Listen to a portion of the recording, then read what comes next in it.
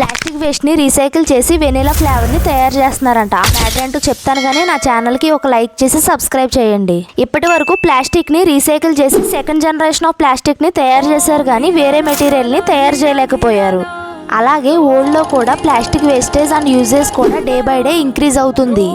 అందుకని యూకేలో ఉన్న యూనివర్సిటీ ఆఫ్ ఎడిన్బర్గ్లో జాన్ సాడ్లర్ అనే సైంటిస్ట్ ప్లాస్టిక్ వేస్ట్ మీద రీసెర్చ్ చేసి జెనెటికల్ ఇంజనీర్ టెక్నాలజీతో ఈకోలి అనే కెమికల్ బ్యాక్టీరియాని తయారు చేశారు. అసలు ప్లాస్టిక్ ని పాలిఇథిలిన్ తెరాఫ్థలిన్ అనే కెమికల్ ని యూజ్ చేసి తయారు చేస్తారు.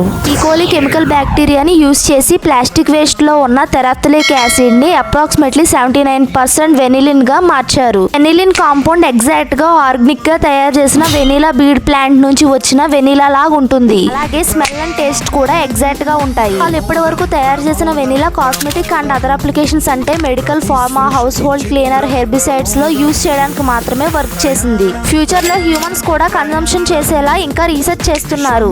ఈ రీసెర్చ్ సక్సెస్ అవుతే ప్లాస్టిక్ పొల్యూషన్ ని రెడ్యూస్ చేసి ప్రాఫిటబుల్ రీసైకిల్ సిస్టమ్ ని తీసుకురావచ్చు. ఈ రీల్ ని వెంటనే వెనిలా ఐస్ క్రీమ్ ఫ్లేవర్ ఇష్టమైన మీ ఫ్రెండ్స్ అండ్ ఫ్యామిలీకి షేర్ చేయండి.